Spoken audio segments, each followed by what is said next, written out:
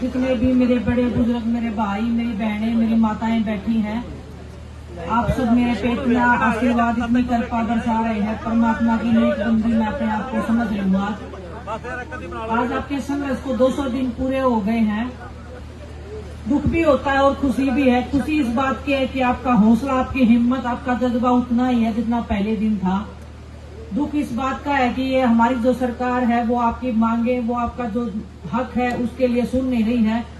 आप सड़कों पे बैठे हैं लेकिन उनको इस बात की कदर नहीं है, क्योंकि अगर आप लोग अन्न देना बंद कर देंगे तो ये देश के खिलाड़ी भी भूखा मर जाएगा और ये देश का हर एक नागरिक भी भूखा मर जाएगा।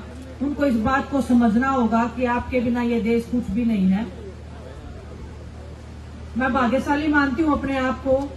आपका आशीर्वाद तो मेरे पे हमेशा रहा है, लेकिन मैं एक किसान परिवार में जन्मी हूँ, आप लोगों के बीच में जन्मी हूँ। परमात्मा ने मुझे इतना नवाजा है इस चीज से, तो मैं खुद पे प्राउड फील करती हूँ कि मैं आप सब के परिवार, आपकी बेटी हूँ, आपकी बहन हूँ और शुक्रगुजार रहूंगी परमात्मा का हमेशा इस बात के लिए। उन्होंने ऊंचे घरों में मुझे पैदा नहीं किया, मुझे संघर्ष के मैदानों में पैदा किया।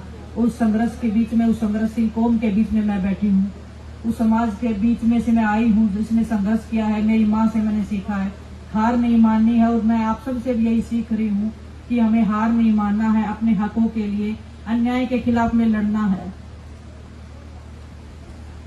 आपको 200 दिन पूरे हो गए हैं, मुझे लगता है और भी 200 दिन लग सकते हैं आपको। जिस तरह से माहौल चल रहा है, जिस तरह से हमारी सरकार जो है वो सुन नहीं रही है, सुन के भी अनसुना कर रही है। दिखाई तो सब देता है लेकिन वो बोलते नहीं है।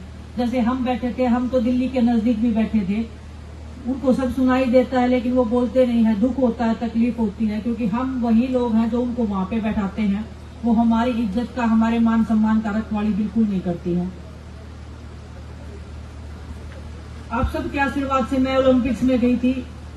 बहुत खिलाड़ी मेहनत करते हैं, बहुत खिलाड़ी सब कुछ अपना जी जान लगा देते हैं जिंदगी भर, लेकिन मैं जब सड़कों पे बैठी थी बहुत सारे लोग बोल रहे थे कि ये अब नहीं जीतेगी, लेकिन मुझे उस दिन विश्वास था कि मेरा जो समाज है, मेरा जो किसान जो परिवार है, वो मुझे इतना आशीर्वाद बख्शेगा कि मैं किसी से भी नहीं हारूंगी। और मुझे पता था कि मैं उस मैदान में जाऊंगी और फतेह करके आऊंगी।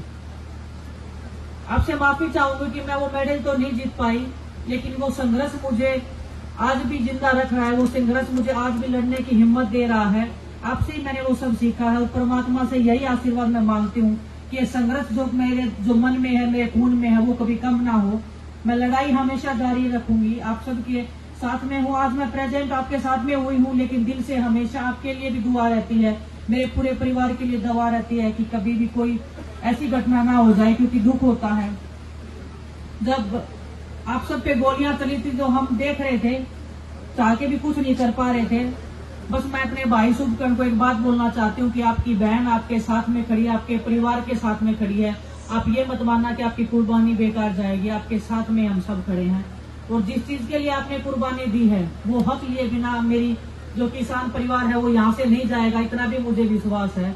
और बस आपसे ये की गुजारिश है कि अपना आशीर्वाद, अपनी दुआएं, अपना प्यार मुझे बनाए रखना, और आपके सर को, आपके स्वाभिमान को, आपके सम्मान को कभी मैं झुकने नहीं दूंगी। ये मैं आपसे सबसे वादा करती हूँ आज। और